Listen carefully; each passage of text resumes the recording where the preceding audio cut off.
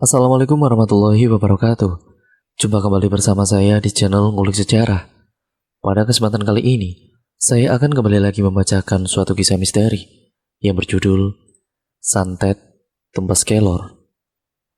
Cerita pada kali ini ditulis oleh Restu Wiratmaja. Nantinya, kalian juga bisa mengunjungi tweet beliau secara langsung. Seperti biasanya, saya akan mencantumkan linknya pada kolom deskripsi video kali ini.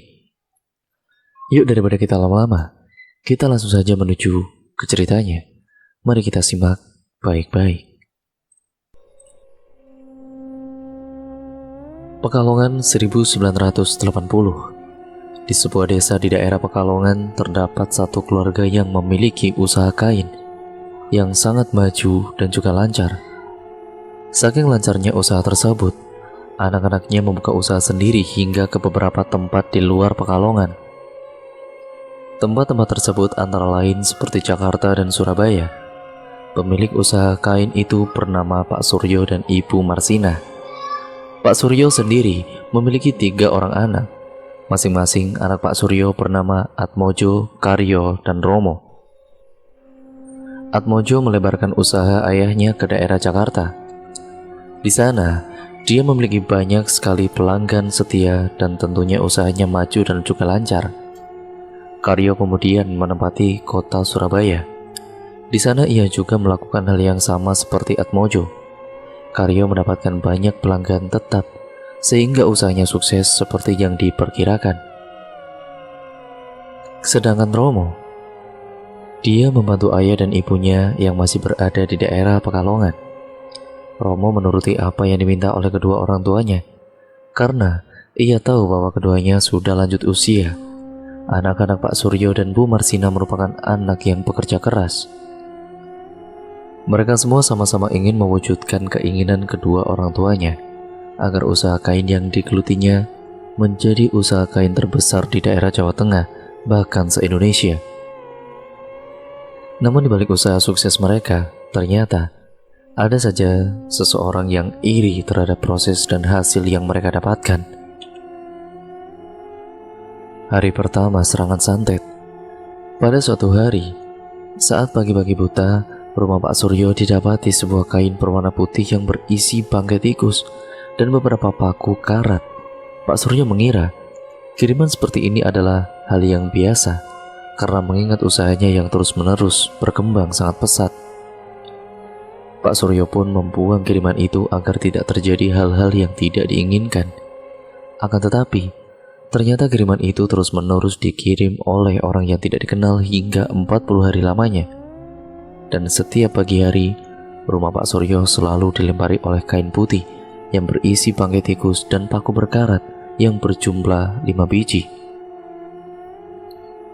Karena sudah diambang kekesalan, akhirnya Pak Suryo pun meminta saran kepada orang pintar mengenai makna dan arti dari kiriman itu sendiri. Orang pintar itu sebut saja namanya Mbah Cungkir. Setelah Pak Suryo menemui Mbah Cungkir, Pak Suryo pun menceritakan mengenai kiriman yang berisi bangkai tikus dan 5 paku karat itu. Usut demi usut, kiriman itu ternyata memiliki makna tersendiri. Menurut Mbah Cungkir, bangkai tikus itu bermakna jasad atau mayat, sedangkan 5 paku karat adalah 5 anggota keluarga Pak Suryo. Dan memang benar, kelima paku itu mengarah kepada keluarga Pak Suryo dan Ibu Marsina. Mengingat keluarga mereka yang berjumlah 5 orang, yaitu Pak Suryo, Bu Marsina, Atmojo, Karyo, dan juga Romo. Akhirnya Pak Suryo pun meminta penangkal kiriman itu kepada Mbah Cungkir. Mbah Cungkir pun kemudian memberikan penangkal berupa tanaman daun kelor.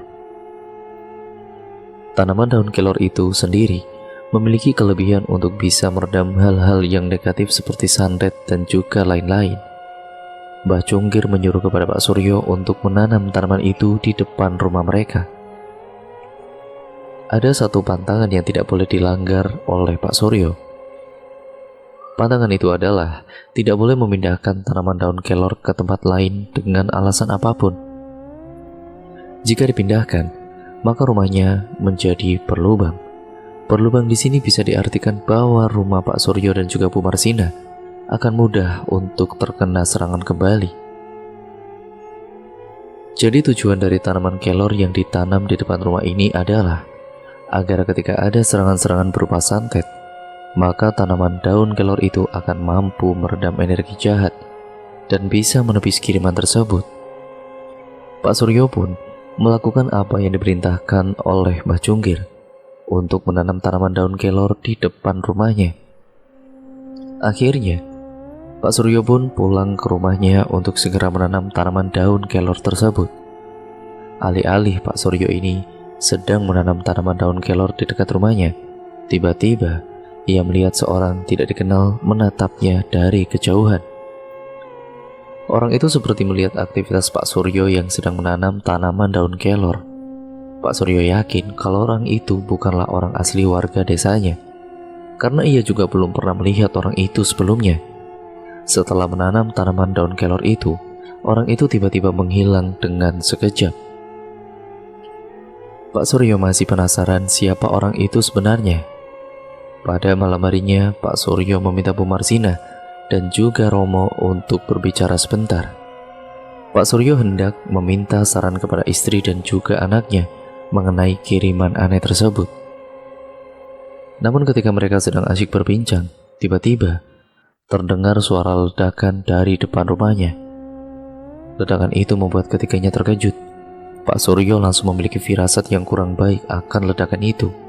Ia pun segera membuka gorden jendela rumah dan melihat apa yang sebenarnya terjadi di depan rumahnya itu.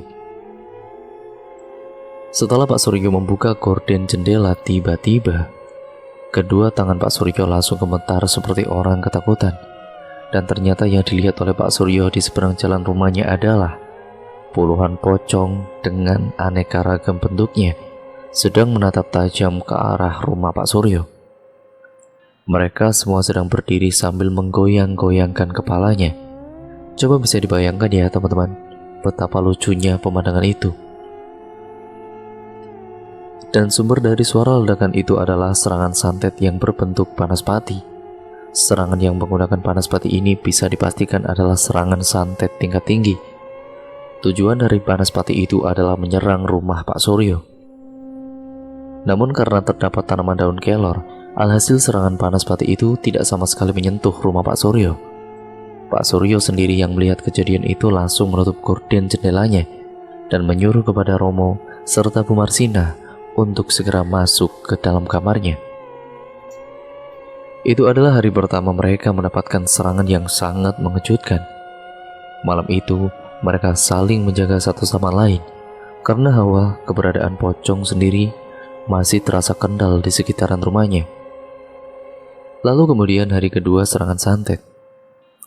Di hari kedua, Pak Suryo mendapati seorang pembeli misterius. Pelanggan itu memesan kain dengan jumlah yang sangat-sangat banyak. Akan tetapi pelanggan itu meminta persyaratan yang sangat aneh. Ia meminta agar tanaman yang berada di depan rumah Pak Suryo untuk segera dipindahkan ke arah samping rumahnya. Pak Suryo mulai curiga. Ia curiga bahwa pelanggan itu adalah pelaku yang mengirim kain putih yang berisi bangkai tikus lengkap dengan 5 paku karat. Alhasil Pak Suryo pun menolak tawaran itu. Karena Pak Suryo menolak tawaran itu, pembeli itu pun akhirnya membatalkan pesanan kainnya dengan jumlah yang sangat-sangat banyak. Namun pembeli itu seperti pantang menyerah. Ia akan membeli kain itu jika tanaman daun kelor di depan rumah Pak Suryo dipindahkan ke arah samping rumah. Namun tetap saja, Pak Suryo tetap menolak tawaran itu. Ia tidak mau mengikuti apa yang diinginkan oleh orang asing tersebut. Orang itu pun meninggalkan Pak Suryo. Namun sebelum dia pamit pergi, ada satu kalimat yang ia katakan kepada Pak Suryo. Malam ini bakal ada yang diikat. Pak Suryo yang mendengar kalimat itu langsung merinding seketika. Ia baru menyadari bahwa pembeli itu adalah orang yang mengawasinya ketika hendak menanam tanaman daun kelor kemarin hari. Pak Suryo langsung masuk ke dalam kamar untuk memberitahu anak dan juga istrinya mengenai orang misterius itu. Namun ketika Pak Suryo telah keluar kembali bersama anak dan juga istrinya, orang misterius itu tiba-tiba menghilang seketika. Pak Suryo dilanda pikiran yang sangat-sangat kacau. Ia pun menceritakan hal ini kepada istri dan anaknya. Awalnya si Romo ini merasa kurang yakin dengan pembeli misterius yang membeli kain dengan jumlah yang banyak itu adalah benar-benar manusia. Pasalnya, ia belum mendapati seorang pembeli pun dengan membeli kain yang jumlahnya sangat banyak seperti itu. Terlebih lagi dengan persyaratan yang sangat aneh, dengan harus merubah posisi tanaman daun kelor ke arah samping rumah. Romo pun yang diminta oleh kedua orang tuanya untuk dimintai saran. Ia pun meminta waktu kepada orang tuanya untuk sholat istikharah terlebih dahulu. Kedua orang tuanya menyetujui langkah bijak Romo. Malam harinya, di saat Pak Suryo dan juga Bu Marsina tertidur, Romo memilih untuk terjaga di dalam kamarnya. Ia masih memikirkan mengenai pembeli misterius yang sempat mengancam orang tuanya. Dia pun langsung teringat untuk melakukan sholat istikharah untuk menenangkan hati dan juga pikirannya. Romo pun pergi ke kamar mandi untuk berwudu terlebih dahulu. Namun dari sinilah keanehan itu terjadi. Di saat Romo hendak memasuki kamar mandi, ia mencium bau aroma tidak sedap seperti bangkai tikus yang entah dari mana asalnya. Pasalnya, selama ia berada di dalam rumah, ia belum menemukan bau bangkai tikus yang menyengat seperti berada persis di dalam kamar mandi. Ia pun menganggap itu adalah godaan dan gangguan jin yang hendak menggoyangkan hati dan pikirannya. Romo pun tetap bersikukuh untuk mengambil air wudhu dan menguatkan hatinya kembali. Namun ketika dia baru saja berkumur-kumur, tiba-tiba, brak! Sebuah kain putih terjatuh tepat di atas kepala Romo. Romo pun terkejut sambil memegangi kepalanya yang sudah terkena cairan aneh berbau anyir dan juga busuk. Ketika Romo memperlihatkan cairan itu, darah. Ia terkejut akan cairan darah yang mengenai kepalanya. Kain berwarna putih yang terjatuh di dekat kaki Romo itu pun secara perlahan berubah menjadi warna merah darah. Romo yang penasaran langsung membuka isi kain itu sambil menutupi hidungnya. Setelah ia dibuka, ternyata kain itu berisi bangkai tikus lengkap dengan 5 paku karat. Astagfirullah, begitulah ucap Romo. Dari luar kamar mandi, Romo mendengar suara seperti seseorang yang sedang melompat-lompat di lantai. Seketika tangan Romo langsung merespon untuk membuka pintu kamar mandi. Setelah ia buka, ternyata yang berada di luar kamar mandi adalah ibunya sendiri, yaitu Ibu Marsina. Bu, ibu lagi apa, Bu? Ibu habis mindahin tanaman daun kelor, ucap Bu Marsina dengan nada datar dan wajah sedikit pucat. Loh, kan kata bapak gak boleh dipindahin tanamannya, ucap Romo dengan nada sedikit kesal. Di sini Romo merasakan ada yang berbeda dari kehadiran ibunya itu. Pasalnya Romo sama sekali tidak menyadari kedatangan ibunya ketika ia hendak pergi ke kamar mandi.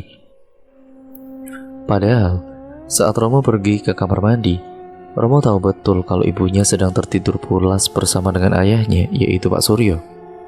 Selain itu, wajah ibunya juga sedikit pucat, dan sorotan matanya menjadi sangat tajam seperti orang yang sedang dikendalikan.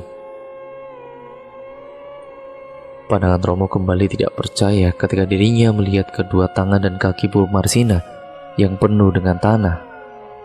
Tanaman daun kelornya dipindahin kemana, Bu? Tanya Romo. Di samping rumah. Jelas Bu Marsina. Loh, kan kata bapak gak boleh dipindahin, Bu. Gimana sih, Bu? Ucap Romo. Romo yang merasakan kejanggalan itu pun langsung buru-buru menuju ke arah samping rumah.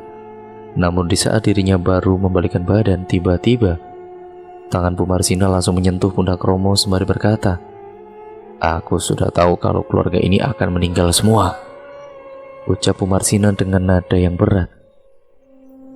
Romo pun langsung membalikkan tubuhnya dan seketika melihat perubahan besar pada wajah ibunya itu menjadi sangat mengerikan.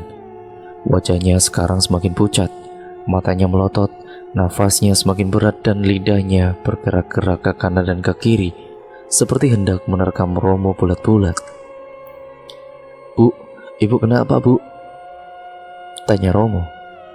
Bu Marsina kemudian tidak merespon. Ia hanya menggerak-gerakkan lidahnya sembari menatap Romo dalam-dalam, dan ternyata Ibu Marsina kerasukan. Di sini Romo mengingat akan cerita ayahnya yaitu Pak Suryo ketika mendapati seorang pembeli misterius pagi tadi. Pak Suryo ini mengatakan bahwa nanti ada satu anggota keluarga yang terkena ikatan oleh santet itu sendiri, dan Romo yakin kalau yang dimaksud itu adalah ibunya sendiri. Romo mencoba untuk melepaskan tangan ibunya yang masih menempel di pundaknya. Namun Bu Marsina malah mendorong Romo hingga terjatuh. Keributan pun semakin memanas. Bu Marsina terus-menerus menyerang wajah Romo dengan kedua tangannya. Romo hanya bisa berteriak-teriak minta tolong dan menepis serangan demi serangan yang diarahkan oleh ibunya. Pak Suryo yang mendengar keributan itu langsung terbangun dan baru tersadar kalau istrinya yaitu Bu Marsina sudah tidak ada di sampingnya. Romo awalnya masih bisa menahan saat Bu Marsina ini terus mendorong, memukuli dan juga menyakitinya. Namun, pandangan Bu Marsina sekarang terarah kepada sebuah pisau yang berada di meja makan. Bu Marsina pun segera berlari ke arah meja makan dan mengambil sebuah pisau untuk diarahkan ke tubuh Romo. "Bu, ibu mau bunuh aku, Bu?" tanya Romo. Romo mengarahkan kedua tangannya ke arah Bu Marsina sebagai tanda untuk menghentikan serangan itu. Namun sekali lagi, tubuh Bu Marsina sedang dikendalikan. Tepat di saat Bu Marsina hendak menghujamkan pisaunya ke arah Romo, Pak Suryo langsung datang. "Marsina, lagi apa kamu?" teriak Pak Suryo yang melihat istrinya hendak mengarahkan pisau ke arah Romo.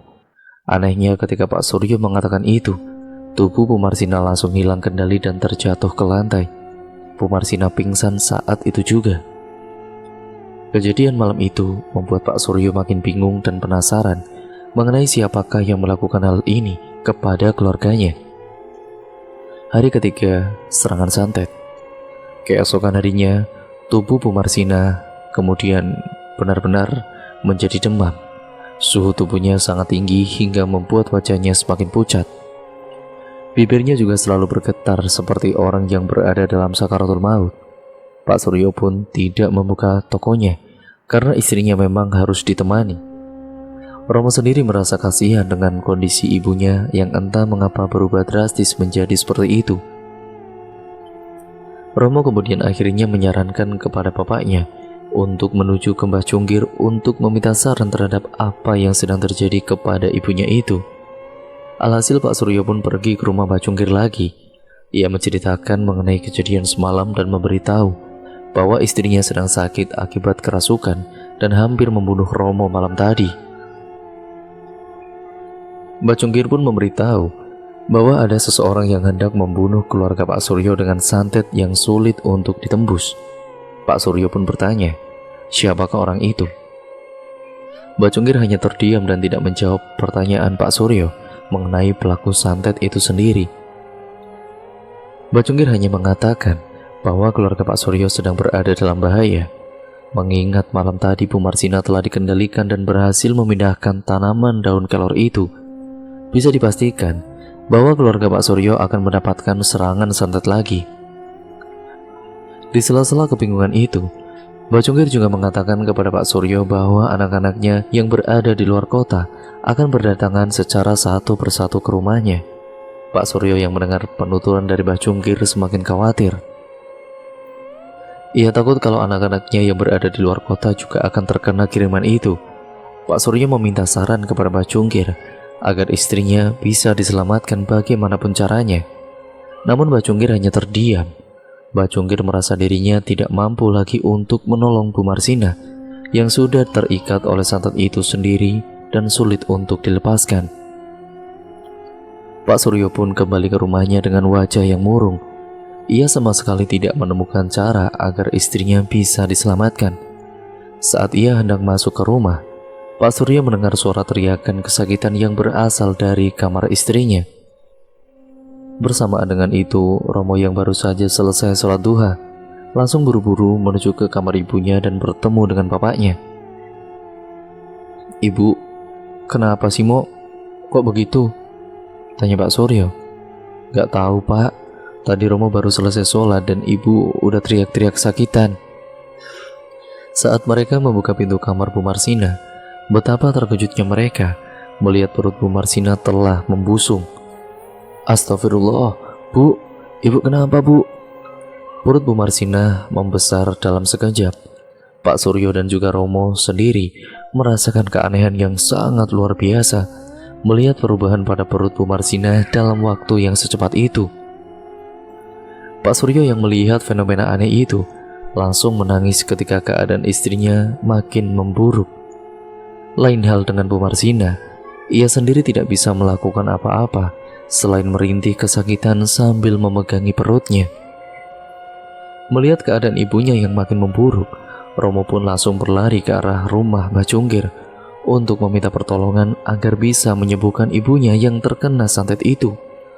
Sesampainya di rumah Mbah Cungkir, Romo pun langsung mengetuk rumah Mbah Cungkir dengan perasaan yang terburu-buru. "Mbah, ini Romo, Mbah." "Masuk," ucap Mbah Cungkir dari dalam rumah. Romo kemudian membuka pintu rumah dan melihat Mbah Cungkir sedang duduk sambil menghisap rokok. "Apa yang terjadi dengan ibumu, Nak?" tanya Mbah Cungkir. "Mbah, perut ibu membusung, Mbah." "Itu ulah santet," ucap Mbah Cungkir. "Bagaimana ini, Mbah?" Mbah Cungkir kemudian segera bangkit dari tempat duduknya dan masuk ke dalam kamar. Entah apa yang akan dilakukan oleh Mbah Cungkir, namun dari gerak-gerik Mbah Cungkir bisa dipastikan dirinya akan membantu Ibu Marsina. Setelah beberapa menit kemudian, Mbah Cungkir keluar dengan pakaian rapi beserta ikat kepala mirip seperti dukun kampung. "Ya sudah, ayo Nak. Ayo Nak, mumpung belum telat." Begitulah ucap Mbah Cungkir. "Mau kemana, Mbah?" tanya Romo. "Magelang, mau mengobati ibumu," ucap Mbah Cungkir. Kemudian Romo masih belum mengerti apa maksud dari perkataan Mbah Cungkir. "Ibumu terkena santet tumbas kelor." Romo masih belum mengerti apa maksud dari perkataan Mbah Cungkir. Ia sendiri menjelaskan bahwa santet jenis ini merupakan santet tingkat tinggi yang bisa menewaskan satu keluarga dalam waktu yang berdekatan. Jika tidak bisa dicegah secepat mungkin, maka kemungkinan besar korbannya akan terus berjatuhan. Mendengar pernyataan tersebut, hati Romo makin sakit. Ia tidak tahu harus bagaimana untuk mengalahkan santet yang menyerang keluarganya itu. Mbah Cungkir perlahan mendekati Romo sembari mengusap kepala Romo. Ia berkata, "Kamu bakal menjadi perjalanan nasib di keluargamu," jelas Mbah Cungkir. Sorotan mata Mbah Cungkir begitu serius, seperti ada sesuatu yang belum tepat waktunya untuk diceritakan, karena kemungkinan besar Mbah Cungkir sendiri tahu arah perjalanan nasib dari Romo. Akhirnya mereka berdua segera pulang ke rumah untuk membawa Bu Marsina ke daerah Magelang, Jawa Tengah. Alasan mengapa Mbah Cungkir membawa Bu Marsina ke sana adalah karena santet ini belum ada penangkalnya, sehingga untuk mencegah korban berjatuhan, Mbah Cungkir membawa Bu Marsina kepada seseorang teman yang berada di daerah Magelang, Jawa Tengah. Sesampainya di rumah, Mbah Cungkir langsung menemui Pak Suryo yang sedang terduduk di dekat Bu Marsina. Ia kemudian meminta waktu sebentar kepada Pak Suryo untuk mengobrol di luar kamar Bu Marsina. Mbah Cungkir pun menjelaskan mengenai santet yang sedang menyerang keluarga Pak Suryo. Ia kemudian memberitahu banyak hal akan kengerian dari santet yang belum ada penangkalnya ini. Pak Suryo yang mendengar itu langsung pesimis. Ia tidak tahu harus bagaimana untuk bisa menyembuhkan istrinya yang sedang terkena santet tersebut. "Terus bagaimana, Mbah? Apa yang harus saya lakukan?" tanya Pak Suryo. "Kita harus pergi ke Magelang sekarang. Di sana ada temanku yang juga pernah menangani hal ini." Begitulah ucap Mbah Cungkir. Awalnya Pak Suryo sempat ragu dan ia takut jika nantinya keadaan sang istri menjadi makin memburuk di saat dibawa ke Magelang. Namun karena tidak ada cara lain, akhirnya Pak Suryo pun menyetujui hal itu. Keputusan berat itu pun ia terima dengan baik-baik. Pak Suryo pun segera mempersiapkan semuanya untuk menuju ke Magelang. Karena Pak Suryo ini termasuk pengusaha kain yang sukses. Ia juga memiliki kendaraan pribadi seperti mobil yang digunakan untuk urusan bisnisnya. Alhasil, pada hari itu mereka berangkat menuju Magelang, Jawa Tengah. Jarak antara Pekalongan menuju daerah Magelang berkisar 3-4 jaman. Pak Suryo ini memilih jalan yang aman agar dirinya juga terhindar dari hal-hal yang tidak diinginkan. Kebetulan yang menyetir mobil adalah Pak Suryo sendiri, sedangkan Bu Marsina, ia berada di bagian belakang bersamaan dengan Romo. Mbah Cungkir mendampingi Pak Suryo yang berada di bagian depan. Mbah Cungkir sering menatap ke arah jendela seperti mengawasi sesuatu. Kamu tahu, Sur, mereka yang melakukan santet itu sangatlah licik. Mereka seringkali menaruh santet juga di bagian ban mobil ketika korbannya sedang berpergian, ucap Pak Suryo. Loh, emangnya bisa, Mbah? Tanya Pak Suryo. Bisa. Santet itu bisa melakukan apa saja yang tidak pernah terpikirkan oleh kita. Namun kamu tidak usah khawatir, mobil kita dalam keadaan aman, ucap Mbah Cungkir. Pak Suryo pun lega mendengar hal itu. Perjalanan pun masih berlanjut. Pak Suryo seringkali melihat cermin mobil yang mengarah ke bagian belakang untuk memastikan keadaan istrinya dan juga Romo. Dia sangat khawatir dengan keadaan perut Bu Marsina yang belum juga mengecil. Suara rintihan kesakitan Bu Marsina juga masih terdengar walaupun tidak terlalu nyaring seperti awal-awal berada di rumah. Sudah 3 jam lebih perjalanan, mereka akan sampai di tempat yang dituju. Lokasinya masih sangat asri dan bernuansa perkampungan. Penduduk di sana juga masih menggunakan pakaian yang sederhana dan terlihat sangat objektif dengan keadaan pedesaan. Sebentar lagi sampai. Begitulah ucap Pak Suryo. Dan mobil pun mengarahkan ke sebuah rumah gubuk yang jaraknya lumayan jauh dari rumah-rumah penduduk lainnya. Sepertinya pemilik rumah itu memang sengaja mengasingkan diri dari keramaian warga. Setelah sampai, mereka berempat turun dari mobil. Bu Marsina yang tidak bisa berjalan itu harus benar-benar dirangkul oleh Pak Suryo dan juga Romo. Mereka pun menuju ke rumah gubuk tua itu. Sesampainya di sana, Mbah Cungkir langsung mengetuk pintu rumah. Lalu keluarlah seorang kakek tua yang sudah bungkuk sambil memegang tongkat di tangan sebelah kanannya. Ada apa kamu kesini? Tanya kakek tua itu. Santet itu menyerang salah satu penduduk desa, jelas Mbah Cungkir. Kakek tua itu langsung membalikkan badannya dan ingin menutup pintu. Dia merasa tidak ingin ikut campur dalam masalah santet yang menyerang keluarga Pak Suryo. Jangan sama aku sudah tidak ingin berurusan dengan santet, jelas kakek tua itu. Mbah Cungkir pun menundukkan setengah badan sambil memohon agar kakek tua itu mau membantu keluarga Pak Suryo yang terkena santet. Bawa masuk, ucap kakek tua itu. Akhirnya mereka pun diizinkan untuk masuk. Kakek tua itu bernama Ki Alung. Ia merupakan salah satu orang yang terkenal di daerah Magelang karena mampu menyembuhkan santet jenis apapun. Di usianya yang sudah renta, tentu saja nyawanya akan menjadi taruhan jika berurusan dengan santet. Ki Alung telah mempersiapkan tempat untuk Bu Marsina. Ia meminta kepada Pak Suryo untuk merebahkan istrinya di tempat yang telah disediakan. Romo, Mbah Cungkir dan juga Pak Suryo hanya bisa berharap kalau Bu Marsina ini bisa disembuhkan. Sebelum proses pengambilan santet itu dimulai, Ki Alung pergi ke arah belakang rumahnya. Ia mengambil beberapa butir telur untuk dijadikan media sebagai pengambilan santet yang berada di perut Bu Marsina. Saat semua sudah disiapkan, Pak Suryo diminta oleh Ki Alung untuk membuka sedikit baju istrinya, hanya sampai bagian perut saja. Setelah dibuka, urat-urat perut Bu Marsina terlihat dengan jelas. Namun ada sesuatu yang aneh dari perut Bu Marsina sendiri. Bagian perutnya terdapat sesuatu yang bergerak-gerak seperti cacing yang sedang menggerogoti bagian perut Bu Marsina.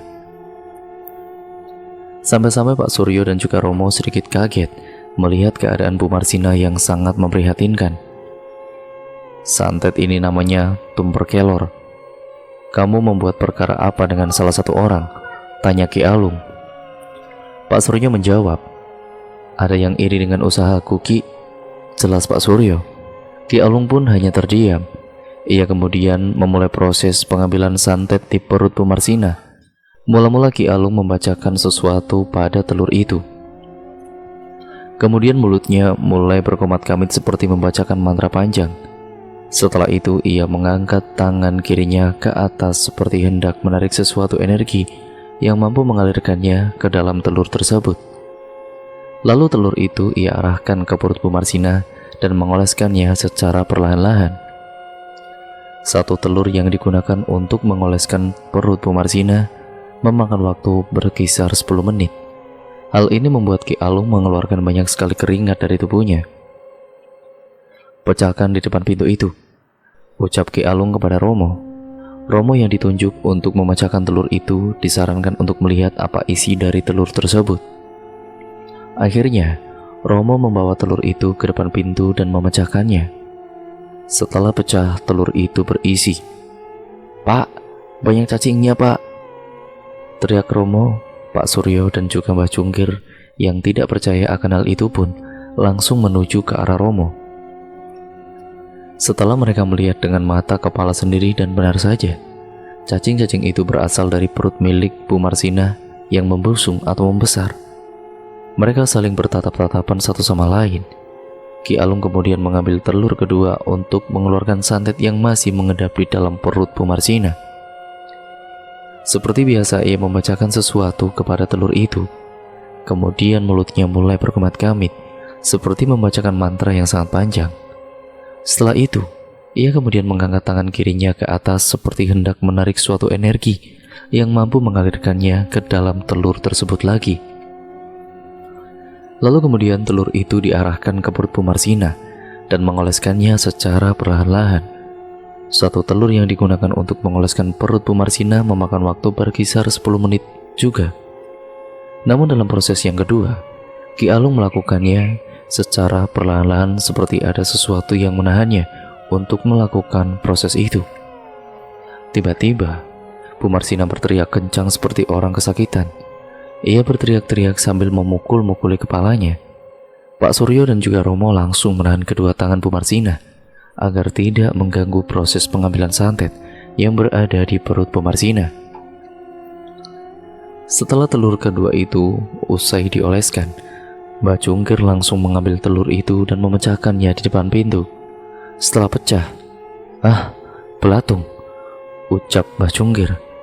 Puluhan belatung keluar dari telur yang dipecahkan oleh Mbah Cungkir dan perlahan mati seperti kepanasan. "Ki, masih berapa lama lagi?" tanya Pak Suryo. Ki Alung tampak lemas dan tidak berdaya. Ia hampir saja terjatuh bila tidak menyeimbangkan tubuhnya dengan baik.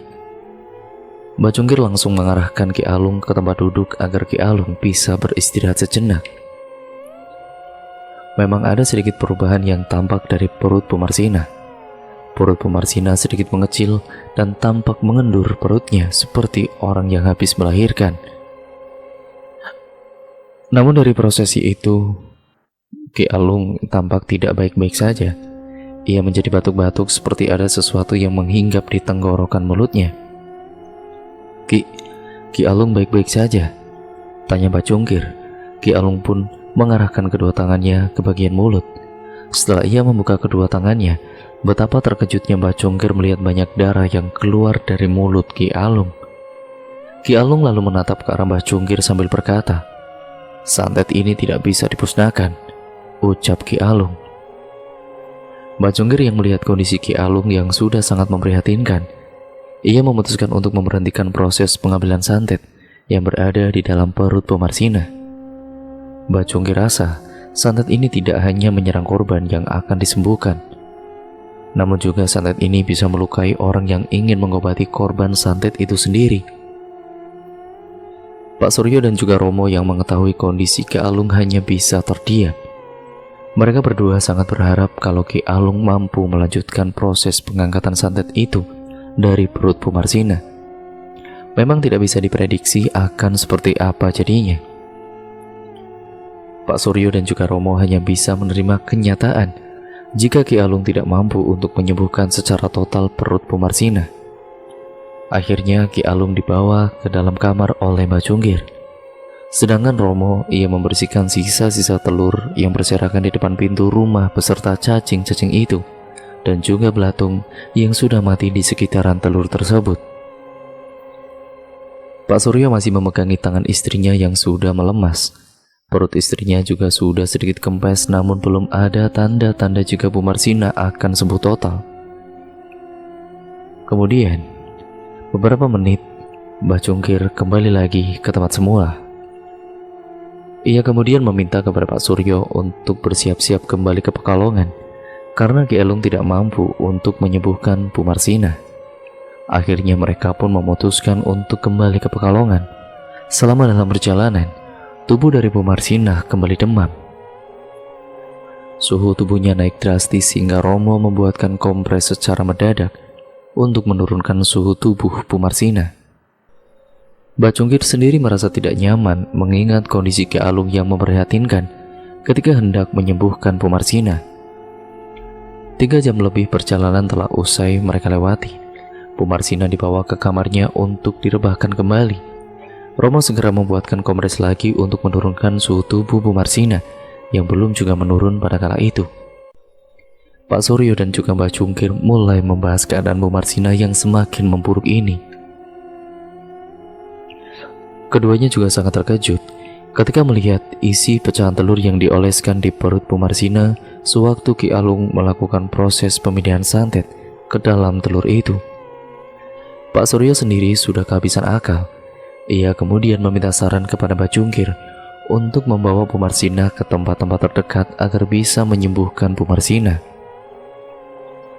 Mbah Cungkir ini hanya bisa terdiam. Ia tidak yakin kalau Bu Marsina bisa diselamatkan dengan kondisi yang sudah di ambang batas normal manusia pada umumnya ketika terkena santet. Namun Mbah Cungkir tidak mau menyerah. Ia kemudian menyarankan kepada Pak Suryo untuk menjual seluruh tanah miliknya agar bisa mengobati Bu Marsina bagaimanapun caranya. Pak Suryo menyetujui hal itu. Ia kemudian membawa seluruh sertifikat tanah miliknya untuk dijual ke berbagai pihak yang membutuhkan tanah miliknya. Itu berarti seluruh harta milik Pak Suryo akan digadaikan demi kesembuhan Bu Marsina.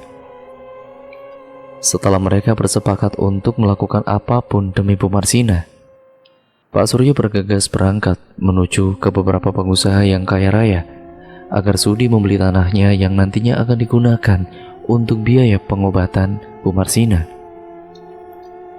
Sedangkan Mbah Cungkir, ia kemudian mencari-cari pengobatan yang ada di seluruh tempat di Pekalongan. Berbeda dengan Romo, ia memilih untuk menemani ibunya dan selalu berada di samping ibunya. Romo yang merupakan anak bungsu harus rela untuk setia menemani ibunya walau bagaimanapun keadaan ibunya saat itu. Mula-mula Romo mengompres dahi ibunya, lalu ia memijati tangan kanan ibunya dengan penuh kasih sayang. Air matanya tidak kuasa menetes seketika dia mengingat isi dari telur yang dipecahkan olehnya di depan pintu rumah Ki Alung. Saat Romo sedang memijati tangan sebelah kanan ibunya, tiba-tiba tangan kiri Ibu Marsina bergerak dan memegangi tangan milik Romo. Romo terkejut saat itu. Ia langsung mengusap air matanya dan berkata, "Ibu sehat-sehat saja kan?" tanya Romo. "Kamu nangis ya nak? Tangan kamu basah," ucap Bu Marsina. "Enggak Bu, Romo gak nangis. Ini air butuh yang netes dari rambut Romo," jawab Romo sambil menahan rasa harunya. Bu Marsina kemudian mengucapkan sesuatu yang mengejutkan Romo. "Kamu harus jaga sholat kamu nak. Ibu bisa seperti ini karena dulu ibu dan bapakmu jarang sekali sholat dan lebih mementingkan dunia," jelas Bu Marsina. "Iya Bu, Romo bakal juga sholat dan selalu doain ibu agar cepat sembuh," ucap Romo. Tangis Romo tidak bisa ditahan. Air matanya menetes secara perlahan dan membasahi tangan ibunya. "Nangis aja gak apa-apa nak, kamu anak soleh yang kuat," ucap Bu Marsina, dan Romo tidak bisa menahan kesedihannya. Kemudian dia langsung keluar dari kamar. Ia kemudian menuju ke kamar mandi untuk menumpahkan kesedihannya. Namun ketika dia baru masuk ke kamar mandi, dari luaran kamar mandi ia dibisiki oleh sesuatu yang suaranya sedikit samar namun masih terdengar jelas oleh telinganya. Suara itu berbunyi, "Ibumu bakal mati." Romo yang mendengar itu langsung merasakan kekhawatirannya. Terlebih lagi suara itu seperti ancaman yang begitu mengerikan. Karena kejadian itu, Romo pun membatalkan niatnya untuk berwudu dan memilih untuk kembali ke kamar ibunya. Namun tepat saat Romo ingin masuk ke dalam kamarnya, Pak Suryo datang sambil membawa sebuah tas hitam yang kemungkinan berisi uang hasil penjualan tanahnya. Alhasil, Romo pun menyambut bapaknya yang baru datang dan menanyakan apa isi dari tas hitam tersebut. Sesuai dugaan Romo, tas itu berisi uang hasil penjualan tanahnya.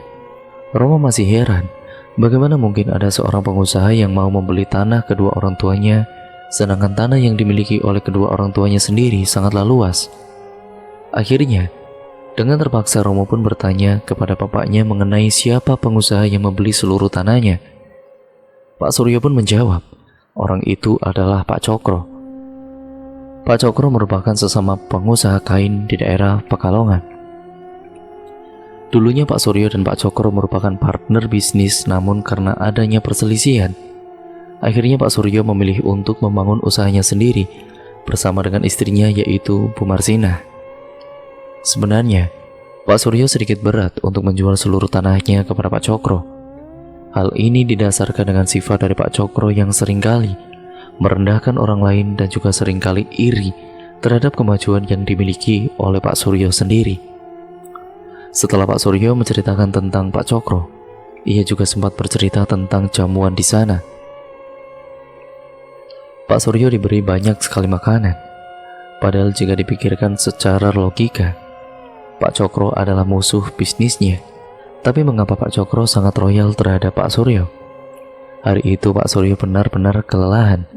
Romo juga memilih untuk beristirahat di ruang tamu, karena mungkin untuk berjaga-jaga apabila ada serangan-serangan aneh datang lagi pada kala itu. Saat tertidur, Romo bermimpi bahwa kedua kakaknya datang secara bergantian. Yang pertama adalah Atmojo. Ia datang kepada Romo namun dengan wajah yang telah melepuh, seperti terkena siraman air panas. Berbeda dengan Karyo, ia datang menghampiri Romo dengan tubuh yang benar-benar sangat kurus, sambil menggaruk-garuk tubuhnya yang dipenuhi dengan koreng. Romo yang dimimikkan hal itu langsung terbangun. Ia benar-benar sangat ketakutan. Ia membayangkan jika santet ini benar-benar menyerang seluruh keluarganya. Ketika Romo melihat jam dinding, ternyata sudah jam 9 malam. Ia merasa tidur kali ini terasa sangat cepat, walaupun dirinya sudah tertidur lumayan lama. Romo pun mencoba untuk mengecek kamar ibunya. Ia masih penasaran apakah ibunya telah terbangun. Romo pun mengetuk kamar kedua orang tuanya. "Pak, ini Romo," ucap Romo. Namun sedari tadi Romo mengetuk pintu, tidak ada jawaban sama sekali dari dalam kamar kedua orang tuanya.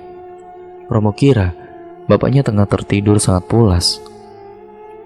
Ia baru ingat jika bapaknya baru saja menemui Pak Cokro untuk menjual seluruh tanah milik keluarganya. Romo pun kembali menuju ke tempat semula. Namun ketika dirinya kembali duduk, ia terkejut akan lemparan benda padat yang mengarah tepat di depan pintu rumahnya. Karena penasaran, Romo pun membuka pintu rumahnya. Setelah ia membuka pintu, Romo mencium bau busuk bangkai tikus, sama halnya seperti bangkai tikus yang ia temui di kamar mandi. Dan entah mengapa pandangan Romo mengarah kepada sebuah benda yang sama seperti saat ia temui di kamar mandinya. Benda itu adalah sebuah kain putih yang diikat dengan bercak darah yang berada di kain tersebut. Romo pun langsung membuka kain itu. Namun, di saat Romo membuka kain tersebut, ia langsung berteriak kencang karena terkejut melihat isi dari kain itu. Ternyata, kain itu berisi bangkai tikus yang sama, lengkap dengan 3 paku karat. Romo pun langsung melempar kain itu ke arah halaman depan rumahnya. Di saat Romo melempar kain itu, ia melihat seorang pria misterius sedang berdiri di seberang jalan dengan beberapa sosok pocong yang sudah ada di belakang pria tersebut. "Siapa kamu?" teriak Romo dengan nada ketakutan. Romo secara diam-diam bergerak mundur untuk memasuki rumahnya. Ia tahu jika pria tersebut adalah orang yang mengirimkan santet kepada keluarga Romo. Anehnya Romo sudah berada di pintu rumah. Pria misterius itu tidak menyerang Romo. Dengan begitu Romo pun bisa masuk ke dalam kamarnya dengan tenang. Ia kemudian menutup pintu dan menguncinya rapat-rapat. Belum cukup sampai di situ saja, tubuh Romo bergetar hebat. Ia masih teringat sosok pocong yang berada di belakang pria tersebut. Namun kali ini, ia merasakan kehadiran pocong-pocong itu sudah berada di dekatnya. Akhirnya ia pun memutuskan untuk menatap kembali ke arah jendela pintu rumahnya. Setelah ia melihat ke arah jendela, Romo melihat ada beberapa bayangan hitam yang sedang berdiri di depan pintu rumahnya sambil membunyikan suara aneh seperti tikus. Romo sangat yakin yang berdiri di depan rumahnya adalah pocong-pocong yang mengikuti pria misterius itu. Akhirnya Romo berteriak-teriak, "Kalian mau apa? Kalian kenapa ganggu keluargaku? Keluargaku salah apa?" teriak Romo. Teriakan Romo ini membuat bapaknya, yaitu Pak Suryo, terbangun. Ia kemudian membuka pintu kamarnya dan melihat Romo sedang terduduk di lantai sambil menangis-nangis sembari menundukkan wajahnya ke bawah. "Kamu kenapa, Nak?" tanya Pak Suryo. Romo kemudian menunjukkan jari telunjuknya ke arah jendela rumah. "Ada apa?" tanya Pak Suryo. Romo pun kemudian mengangkat wajahnya dan melihat ke arah jendela. "Loh, Pak, mereka mana?" tanya Romo. "Mereka siapa?" "Mereka, Pak, mereka yang menyerang ibu, pria misterius dan pocong-pocong itu. Mereka mana, Pak?" tanya Romo. Pak Suryo segera menenangkan Romo dan menyuruhnya untuk membaca istighfar. "Kamu pasti mimpi buruk, Nak," ucap Pak Suryo. Romo kemudian menjelaskan cerita awal bagaimana ia bisa melihat pocong-pocong itu. Kok sudah ada di depan rumahnya? Sebelum Pak Suryo mendengarkan cerita Romo, ia kemudian teringat akan seseorang yang berada di rumah Pak Cokro. Orang itu bernama Darmain. Ia merupakan seorang perantau yang bekerja bersama Pak Cokro yang berasal dari daerah Banyuwangi. Pak Suryo juga agak terkejut ketika Romo menceritakan tentang paku karat. Ia menyadari bahwa biasanya serangan benda itu memiliki 5 paku, namun mengapa kali ini hanya 3 paku saja? Semenjak saat itu, Pak Suryo yakin jika Pak Cokro adalah orang di balik penyerangan ini. Namun ia belum menemukan bukti terkait penyerangan tersebut. Akhirnya Pak Suryo menyeru Romo untuk tidur kembali, karena esok hari keluarganya akan menuju ke sebuah tempat pengobatan untuk mengangkat sisa-sisa santet yang masih berada di perut ibunya. Hari keempat penyerangan santet. Di hari keempat ini tujuan mereka adalah menuju sebuah pengobatan alternatif yang konon katanya bisa menyembuhkan segala macam penyakit. Akhirnya mereka berempat, yaitu Pak Suryo, Bu Marsina, Mbak Cungkir, dan juga Romo, berangkat menuju ke daerah utara Pekalongan. Di sana mereka menuju sebuah tempat di mana ada seorang yang terkenal dalam menangani segala macam penyakit, terlebih lagi dalam masalah santet. Alasan mengapa mereka membawa ke Magelang dahulu lalu menuju ke Pekalongan Utara adalah karena Magelang sendiri, yaitu Mbak Cungkir, yakin bahwa Ki Alung dapat menyembuhkan Bu Marsina. Namun faktanya itu tidak sesuai harapan. Alhasil mereka pun menuju ke Pekalongan Utara. Sesamanya di tempat yang dituju, Mbak Cungkir bertemu dengan seseorang, yaitu orang yang dimaksud. Ia kemudian menjelaskan maksud kedatangannya. Namun hal yang serupa pun terjadi. Orang itu tidak bisa menyembuhkan perut Bu Marsina beserta sisa-sisa santet yang masih ada di dalam perutnya. Pengobatan kedua untuk Bu Marsina pun gagal. Mereka kembali lagi ke rumah dengan perasaan kecewa. Sesamanya di rumah, Bu Marsina dibawa ke dalam kamarnya lagi. Pak Suryo merasa bahwa segala usahanya telah sia-sia, tidak berujung. Namun Mbah Cungkir tidak hilang harapan. Ia kembali merekomendasikan ke sebuah tempat lagi, akan tetapi Pak Suryo menolaknya. Pak Suryo rasa bahwa tidak ada lagi yang bisa ia lakukan selain menunggu keajaiban yang terjadi pada Bu Marsina itu sendiri. Karena penolakan tersebut, akhirnya Mbak Cungkir kembali lagi ke rumahnya. Pak Suryo juga sudah diambang putus asa melihat kondisi istrinya yang tidak kunjung membaik. Perut Bu Marsina mulai sedikit membengkak kembali. Wajahnya makin pucat dan tubuhnya semakin kurus. Ia seperti melihat nyawa Bu Marsina sedang ditarik ulur. Tepat di jam 4 sore, Bu Marsina mengalami kejang-kejang. Pak Suryo dan juga Romo segera membawa Bu Marsina ke sebuah rumah sakit, namun sayang, nyawa Bu Marsina tidak bisa ditolong. Ia kemudian mengembuskan nafas terakhirnya setelah dengan kondisi yang sangat mengenaskan. Kematian Bu Marsina ini membuat warga di sekitaran rumahnya menjadi geger. Mbah Cungkir kemudian tidak percaya bahwa Bu Marsina sendiri akan menjadi korban pertama dari penyerangan santet tersebut. Rumah Pak Suryo pun ramai akan warga. Banyak warga yang bertakziah di rumah Pak Suryo dan salah satunya adalah Pak Cokro bersama dengan Darmain. Pak Cokro dan juga Darmain mengucapkan rasa berbelasungkawa kepada Pak Suryo. Ada yang aneh ketika Pak Cokro dan Darmain mulai memasuki rumah Pak Suryo. Salah satu anak warga yang ikut dalam takziah itu tiba-tiba menangis saat ia melihat sesuatu di belakang tubuh Darmain. Anak kecil itu menjerit ketakutan, bahkan membuat suasana haru di rumah Pak Suryo menjadi kacau. Ia berteriak, "Bu, ada setan bu, ada setan!" Teriak anak kecil itu sambil menunjukkan jari telunjuknya ke arah tubuh Darmain. Ibu dari anak itu langsung membawa anaknya keluar dari rumah Pak Suryo.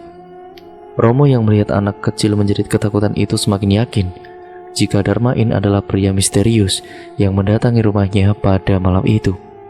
Sebelum pemakaman dilakukan, Pak Suryo masih menunggu seseorang. Ia masih menunggu anak-anaknya yang masih berada di perantauan, yaitu Atmojo dan juga Karyo. Dan benar saja, Atmojo dan Karyo pulang ke rumah. Keduanya lalu menangis dan tidak percaya bahwa ibunya telah lebih dulu meninggal dunia. Hari itu adalah hari yang paling menyakitkan bagi keluarga Pak Suryo serta anak-anaknya.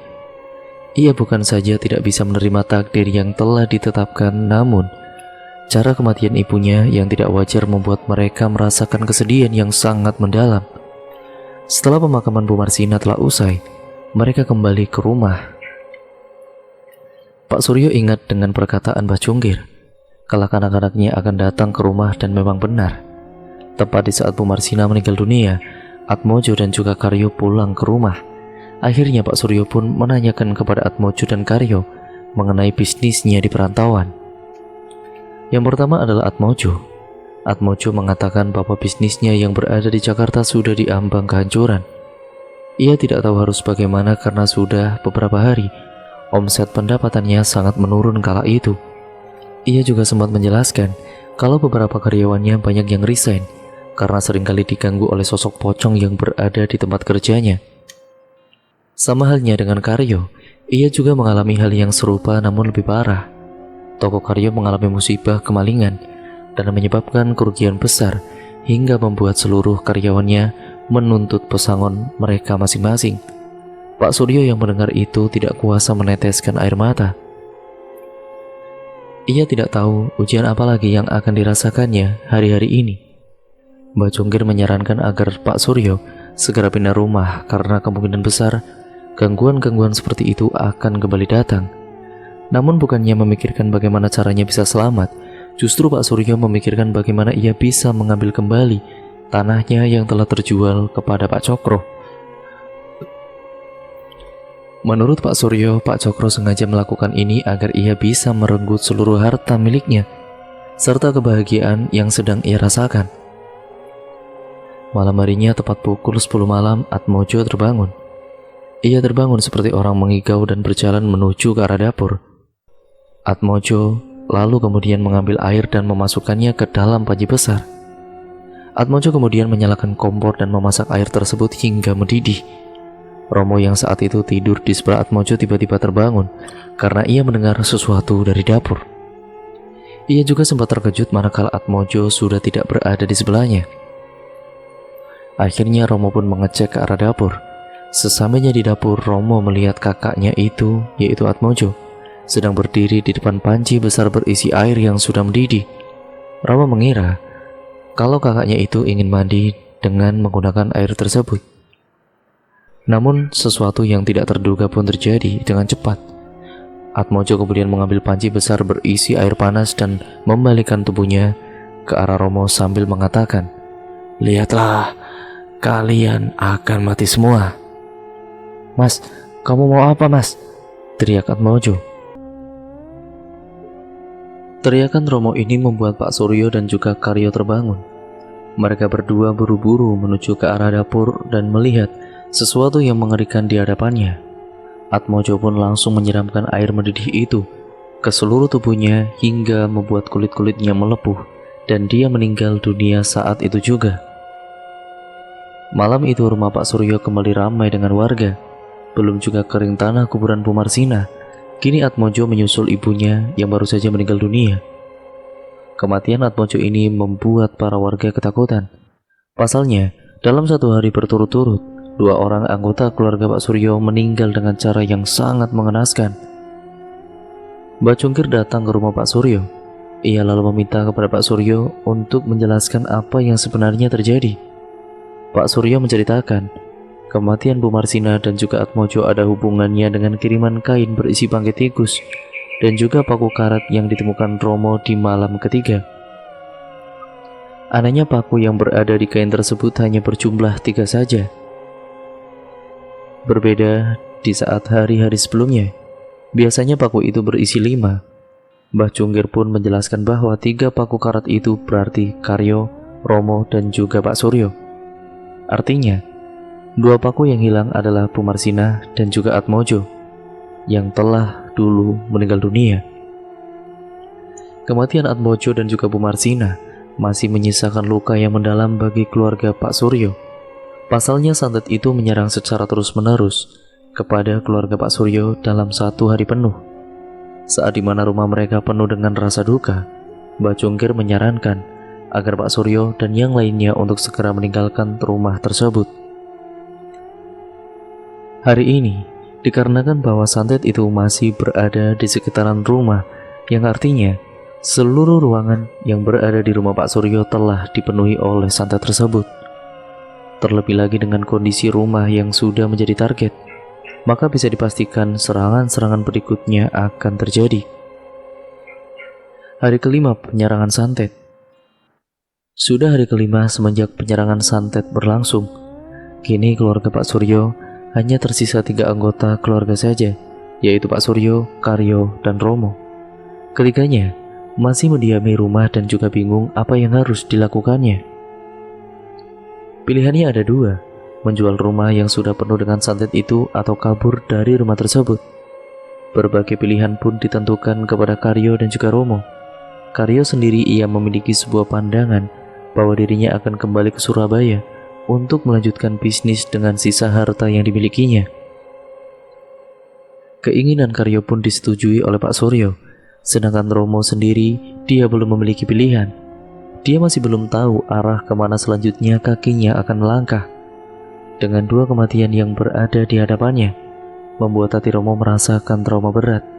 Ia seperti tidak lagi merasakan gairah untuk melanjutkan hidup kembali. Dia bahkan kemudian masih teringat dengan kematian kakaknya yaitu Atmojo. Kematian kakaknya mirip seperti apa yang dimimpikannya baru-baru ini. Mas Karyo yakin mau pergi ke Surabaya lagi? Tanya Romo. Tidak ada pilihan lagi, Mo. Kematian ibu dan juga Mas Atmojo membuktikan bahwa kita harus keluar dari rumah ini, jelas Karyo. Itu bukan jalan keluar, Mas. Kita nggak akan bisa lari kemanapun itu. Santet itu memang telah menargeti kita semua, jelas Romo. Apa maksud kamu, Mo? Tanya Karyo. Karyo yang mendengar penjelasan Romo sedikit agak benar-benar kesal. Tampaknya Romo mengetahui sesuatu di balik santet yang menyerang keluarganya. Kamu tadi bilang apa, Mo? Kamu pasti ada sesuatu yang disembunyikan tentang santet ini, kan? Tanya Karyo. Mimpi itu, Mas, ucap Romo. Mimpi apa? Mimpi Mas Atmojo dan juga Mas Karyo. Aku bermimpi Mas Atmojo dan juga Mas Karyo datang dengan membawa tanda kematiannya masing-masing, jelas Romo. Pak Suryo masih belum percaya mengenai apa yang dikatakan Romo, mengenai tanda kematian yang akan terjadi kepada Karyo dan juga Atmojo. Katakan, Mo, kamu mimpi apa? Tanya Pak Suryo. Romo pun menjelaskan bahwa dirinya bermimpi mengenai keadaan Atmojo dan juga Karyo ketika dirinya mendatangi rumah. Karyo mendatangi rumah dengan tubuh yang kurus kering dan penuh luka seperti koreng di sekujur tubuhnya. Sedangkan Atmojo Dia mendatangi rumah dengan keadaan kulit wajah dan sekujur tubuh telah mengelupas, seperti habis tersiram air panas yang mendidih. Hal ini dibenarkan karena kematian Atmojo sendiri, yaitu dengan menyiramkan dirinya dengan menggunakan air panas yang mendidih. Mendengar penjelasan mimpi tersebut, Karyo malah tidak percaya. Ia tidak percaya bahwa mimpi mampu mewujudkan kenyataan. Ia bahkan berpikir bahwa Romo adalah biang dari kematian ibunya karena membiarkan Bu Marsina sendirian saat berada di dalam kamar sebelum kematiannya. Pak Suryo yang mendengar perdebatan di antara kedua anaknya itu langsung melerai keduanya. Ia tidak ingin kedua anaknya berpecah belah hanya karena permasalahan santet ini. "Jadi Romo, apa saran kamu?" tanya Pak Suryo. "Jangan pergi ke Surabaya. Mbah Cungkir bilang kan, kalau santet itu akan mengikuti kita kemanapun kita pergi. Tapi di saat di Magelang, kita tidak terserang santet," jelas Pak Suryo. "Bapak ingat mengenai paku karat yang tiap harinya menghilang. Ketika ibu sakit, paku itu menghilang 2. Itu artinya akan ada 2 orang yang terkena serangan santet, yaitu ibu dan juga Mas Atmojo," jelas Romo. Romo terus-menerus menerangkan bahwa santet ini tidak membutuhkan waktu, namun membutuhkan momen yang tepat. Karena waktu bisa berjalan sampai kapanpun, sedangkan momen hanya terjadi dalam satu waktu. Pak Surya awalnya yakin mendengar penjelasan dari Romo. Ia kemudian menyimpulkan satu persatu terkait permasalahan yang ada dan memang benar. Santet itu sudah ada semenjak jauh-jauh hari sebelum kematian Ibu Marsina. Di saat mereka bertiga sedang membicarakan satu sama lain mengenai arah tujuan selanjutnya, tiba-tiba seorang warga yang biasa bertugas untuk mengubur jenazah datang ke rumah Pak Suryo. Pak, kuburan Bu Marsina, Pak." Begitulah ucap orang itu. "Kenapa dengan kuburan istri saya, Pak? Mayatnya hilang, Pak." Tentu saja hal ini membuat Pak Suryo dan kedua anaknya terkejut. Mereka bertiga langsung diarahkan oleh warga untuk menuju ke pemakaman. Saat tiba di pemakaman, sesuatu yang tidak diduga pun benar-benar terjadi. Makam Bu Marsina telah dihancurkan. Mayatnya sudah hilang tidak berbekas dan yang anehnya, tidak ada bekas ataupun jejak kaki yang meninggalkan makam Bu Marsina. Pak Suryo semakin khawatir. Ia khawatir jika santet itu masih terus berjalan, dan kini yang akan dijadikan medianya adalah mayat dari istrinya sendiri, yaitu Ibu Marsina. Hanya saja, di dalam lubang makam Bu Marsina terdapat sebuah benda yang dibungkus menggunakan kain putih kemerahan, mirip seperti kiriman yang sering menyerang kepada keluarga Pak Suryo. Pak Suryo pun langsung turun ke bawah liang lahat dan mengambil bungkusan itu sambil menutup hidungnya dengan satu tangan.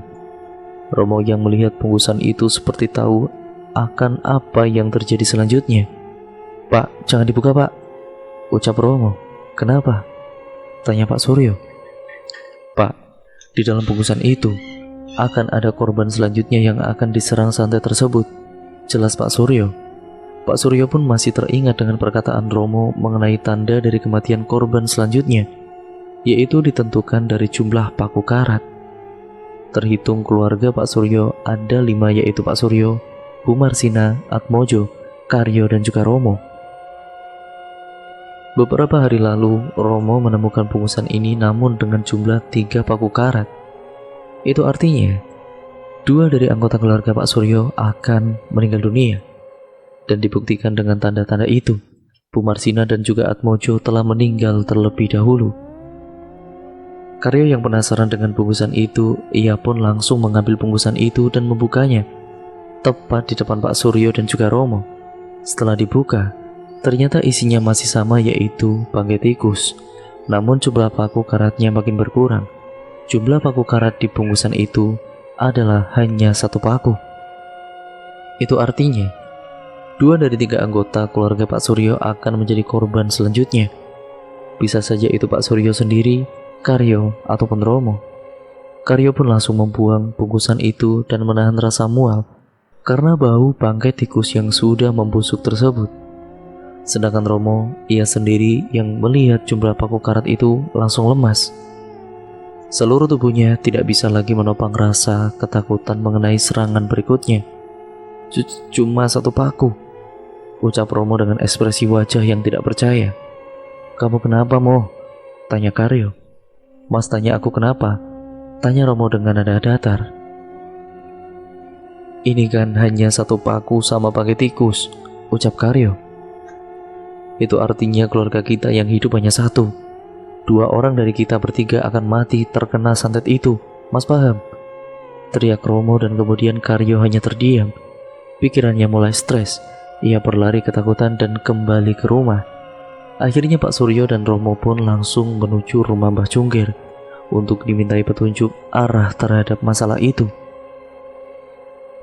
Sesampainya di rumah Mbah Cungkir, Romo dan juga Pak Suryo menjelaskan mengenai hilangnya mayat Bu Marsina dan tanda-tanda juga jumlah paku pada bungkusan tersebut. Akhirnya Mbah Cungkir pun menjawab, kita tidak bisa lari, santet itu akan menumpas kita semua. Santet tumpes kelor masih berjalan selama kita masih hidup. Dengan kata lain, Mbah Cungkir sudah kehabisan akal bagaimana caranya agar santet ini bisa dihentikan. Karena santet ini termasuk golongan santet tingkat tinggi, kemungkinan santet ini akan berhenti jika target-targetnya benar-benar terbunuh semua. Peristiwa hilangnya mayat Bu Marsina menggemparkan warga sekitar. Para warga merasa ketakutan karena dari kematian keluarga Pak Suryo sendiri, semuanya tidak ada yang bisa diterima oleh akal. Dengan kata lain, kematian keluarga Pak Suryo adalah terkena santet.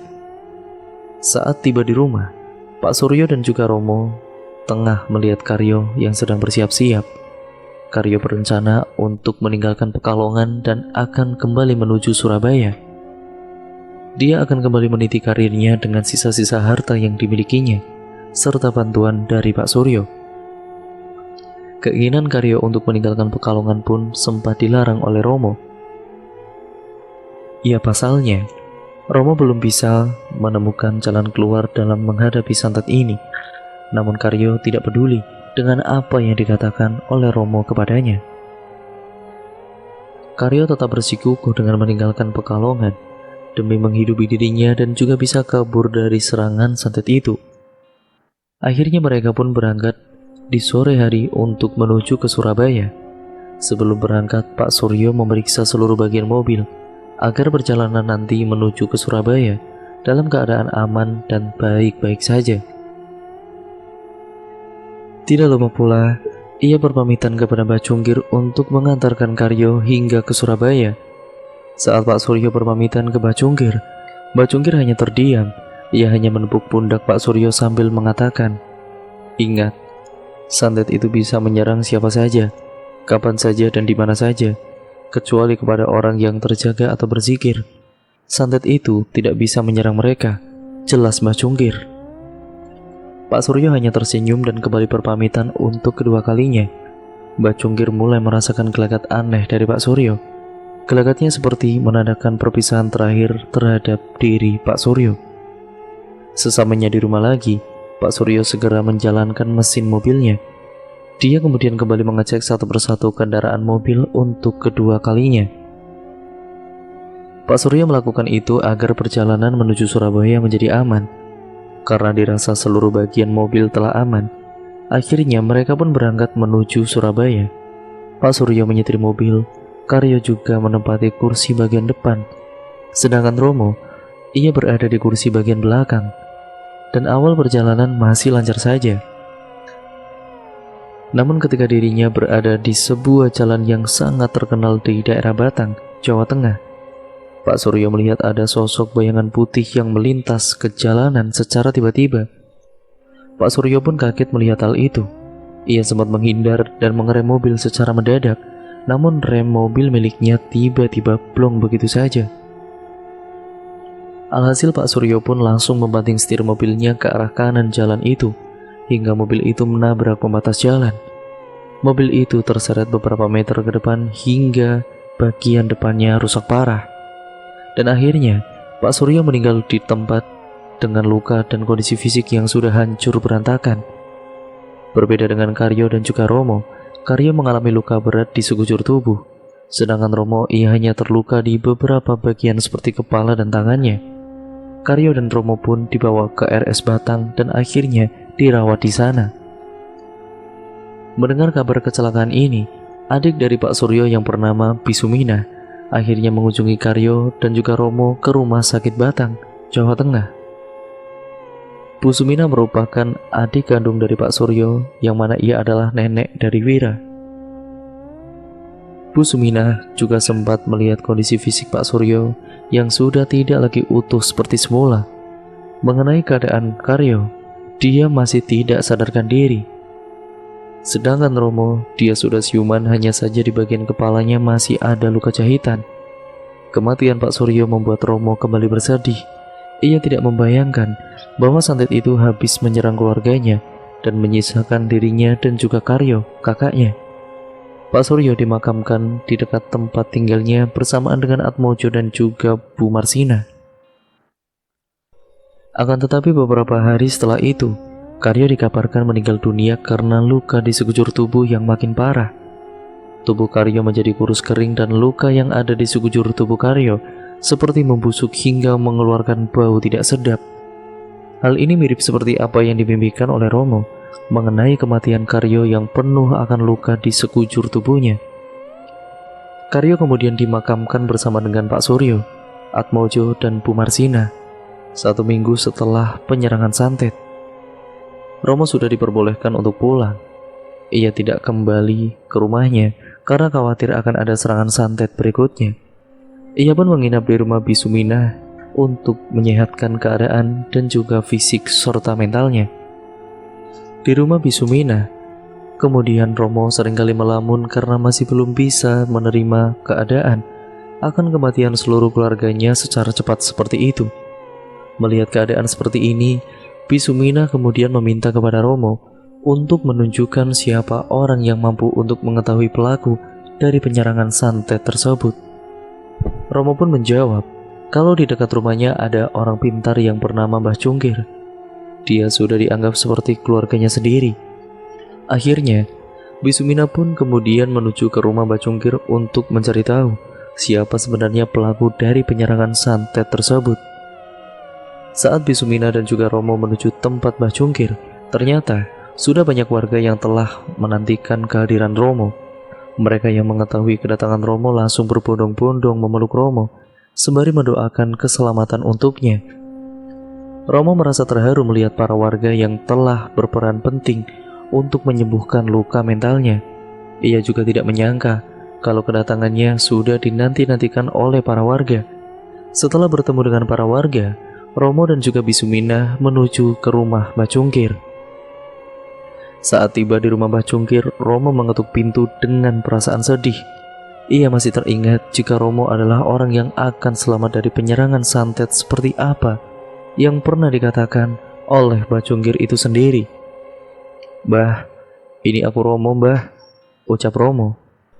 Saat mendengar suara Romo, Mbah Cungkir langsung membuka pintu dan terkejut melihat seorang pria dengan beberapa luka di bagian kepalanya sudah berdiri sambil menangis. "Mbah, ini Romo, Mbah." "Romo, kamu selamat." Romo langsung memeluk Mbah Cungkir karena dia merasa tidak memiliki siapapun lagi. Kedua orang tuanya sudah meninggal dunia. Begitu juga dengan kedua kakaknya, yaitu Atmojo dan juga Karyo. Bisumina hanya tersenyum melihat momen yang menyedihkan itu. Ia tidak bisa membayangkan betapa beratnya seorang anak ditinggalkan kedua orang tuanya dalam waktu yang bersamaan dan juga waktu yang sangat dekat tentunya. Mbah Cungkir pun kemudian mempersilahkan mereka berdua masuk ke dalam rumah. Romo pun bercerita tentang awal mula santet yang menyerang keluarganya hingga tanda-tanda dari penyerangan akan tiba. Mendengar hal itu, Bisumina langsung bertanya kepada Mbah Cungkir mengenai siapa pelaku dari penyerangan santet tersebut. Mbah Cungkir pun langsung mengatakan, biasanya si pelaku akan hadir di pemakaman tepat setelah 7 hari kematian korban. Dan Mbah Cungkir telah mengetahui siapa pelaku penyerangan santet tersebut lewat beberapa warga yang pernah melihat 2 orang asing menuju pemakaman Pak Suryo. Dan yang datang di pemakaman di hari ke-7 kematian Pak Suryo adalah Pak Cokro, dan juga Daiman. Mengetahui hal itu, Bisumina langsung akhirnya meminta saran kepada Pak Cungkir agar terhindar dari santet itu. Mbak Cungkir kemudian menyarankan agar rumah Bisumina dipagari rumahnya dengan menggunakan pagar gaib. Pagar gaib itu bertujuan untuk menyerap energi jahat yang akan menyerang rumah. Biasanya pagar gaib bisa berupa bambu kuning yang dipasang di depan rumah agar terhindar dari serangan-serangan tersebut. Namun ternyata, serangan santet itu telah usai. Beberapa kejadian aneh setelah Romo menceritakan kisah santetnya. Ada beberapa kejadian aneh yang terjadi setelah Romo menceritakan mengenai serangan santet yang menyerang keluarganya, yang disebut dengan nama santet tumbas kelor. Yang pertama, Romo dikabarkan kehilangan kendali fungsi otaknya dan akhirnya menjadi gila, tepat setelah menceritakan kisah santetnya. Yang kedua adalah sedangkan Mbah Cungkir. Kabarnya ia juga menjadi gila setelah memberitahu bahwa Pak Cokro dan juga Daiman adalah pelakunya. Yang ketiga adalah mengenai Pak Cokro dan juga Pak Daiman sendiri. Sampai sekarang tidak diketahui kabarnya. Yang keempat, ada isu yang mengatakan mereka terkena tulahnya setelah seringkali mengambil mayat di kuburan untuk dijadikan media santet. Keterangan mengenai Pak Cokro, Daiman, Romo, Mbah Cungkir dan juga Bisumina. Yang pertama adalah Pak Cokro meninggal dunia pada tahun 1990. Tepat 10 tahun santet itu berlangsung. Sedangkan Daiman, orang yang melakukan santet tersebut, dikabarkan hilang setelah kematian Pak Cokro. Yang kedua adalah mengenai Mbah Cungkir. Pada tahun 2005 ia meninggal dunia karena sakit. Yang ketiga adalah Bisumina, orang yang merawat Romo. Ia meninggal di tahun 2015. Bisumina sendiri merupakan nenek kandung dari penulis, yaitu si Wira ini ya teman-teman. Yang keempat adalah lain hal dengan Romo. Ia sampai sekarang masih hidup, namun dalam keadaan gila dan juga sepuh. Teruntuk lokasi tempatnya tidak diberitahu karena untuk menjaga privasi keluarganya. Yang kelima adalah kisah ini adalah kisah nyata dari keluarga Restu Wiraatmaja, yang merupakan kisah santet paling kelam yang pernah ditulisnya. Begitulah cerita keseluruhan yang berjudul Santet Tumbas Kelor ya teman-teman. Semoga banyak pembelajaran atau hikmah atau hal positif yang dapat kita ambil dari keseluruhan cerita itu, yang merupakan jangan sampai kita menaruh iri hati ataupun dengki kepada orang yang sukses dari kita, yang nantinya akan berujung seperti sifatnya Pak Cokro, yang nantinya melakukan segala cara karena dia merasa iri kepada kesuksesan orang lain, sehingga dia menggunakan media santet untuk membobardir musuhnya, orang yang dia tidak sukai. Dan itu merupakan cara yang benar-benar licik dan sangat-sangat berdosa ya teman-teman menurutku.